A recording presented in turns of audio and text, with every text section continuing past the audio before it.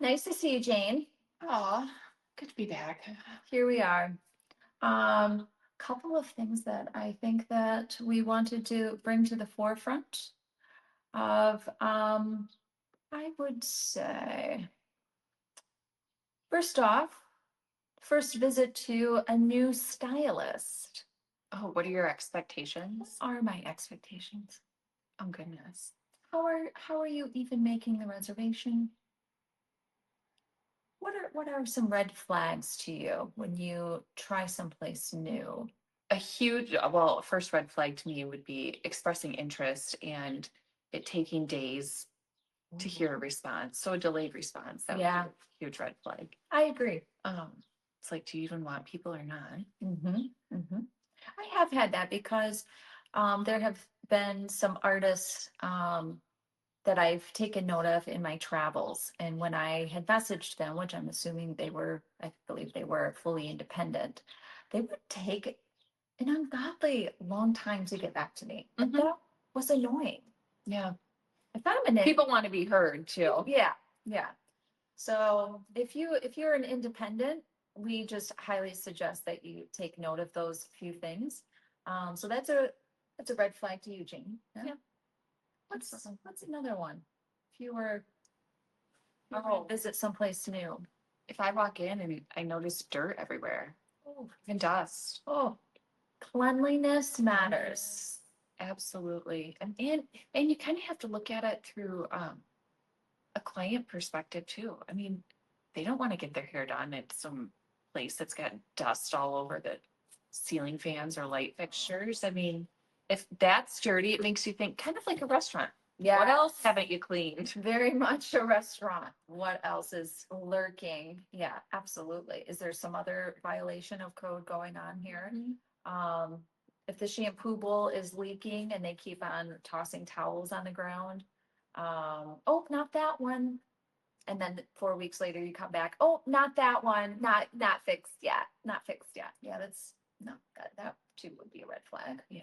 Not even being greeted would be one too. I mean, I've I've had it myself where I've walked into a place and it's like You feel like I feel like I don't belong. the girl on the out. Yeah. Yeah, I agree. Being acknowledged, shocking. Being acknowledged when you walk into a said business is important. Now, let's be honest. There are moments like you can see concierge like running and making a fresh brew of coffee, sweeping up some hair, that kind of thing. Um, but it goes a long way to just do one of these. Oh, I'll be with you in just a moment. The Yes. acknowledgement. I was going to say people want to be acknowledged. Absolutely. I'm going to add to that smiling faces. Smiling faces, because I we even have some friends who are known to have very much a very poker face. This is a service-based industry. If you don't like smiles and if you don't like people seeing you, you might be in the wrong industry. I would say sometimes stylists can be guilty of looking like a train wreck. Oh, So, okay, Jane, that's really interesting because I just had this conversation um, with some fellow stylists because in the salon I work at, there is a dress code and it's a professional one. And sometimes you get stylists that don't have their hair done or don't have their makeup done. And we're not talking about you need to airbrush and look, to the nines, but just don't look like you rolled out of bed. And there are some stylists that argue the fact that stylists, if you want, and this is if you want the big money, and if you want to have that authority of knowing what you're doing and charging what you're worth and giving the experience to a new guest that they have chosen the right self-care professional, you need to show up as though you have practiced self-care. oh, I feel like that's one of those truth bombs. Oh, thank you. Thank you. Thanks, Jane. The cleanliness, though, was a big one of when you walk into a new space. Oh, yeah. It's, Most definitely. if dust is everywhere, that is a really big turnoff. And it would be like going to a restaurant in which the table is not been cleared off yet. And yet we can, and some of our friends do lie to themselves, that it's okay to eat at a restaurant on a dirty table. I don't know about you, but I don't like that. I don't like that. I don't want somebody else's food leftovers or spilled soda Ah. residual there. No. So the same is true for salons. If I walk into a pedicure room, and there looks like a piece of dust may have just fallen from the rafters, Or little cotton bits hanging out. toenails. Ew. Oh, take note. In the timeliness aspect, there are times that the pros can run behind, but you know what? It goes a long way if, even if it's 5, 10, 15 minutes, you go out to that waiting area, and doctors and dentists take note. Oh, goodness.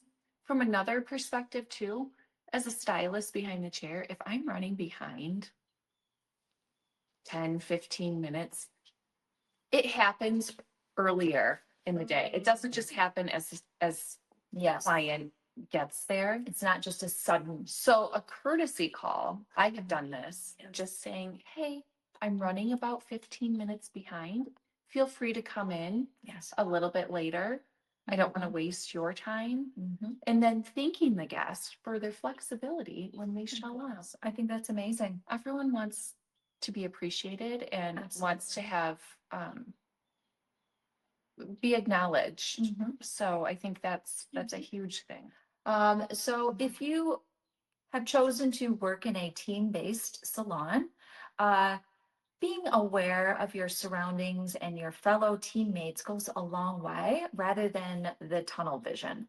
And yes, you are responsible for your own creations and the guests that are in your chair, but there is something that separates the amateur from the pro, actually. The consideration, Mhm. the awareness. These are big, big truths there. So here are just a few takeaways of when shopping for a new self-care experience. Are just a few of the things to look out for. And for our pros, wanting to acknowledge and separate from the amateurs. These are just a few takeaways to consider. Um, we always say, Clear is kind. and it brings joy. So until next time, this is the Jane's World. Enjoy.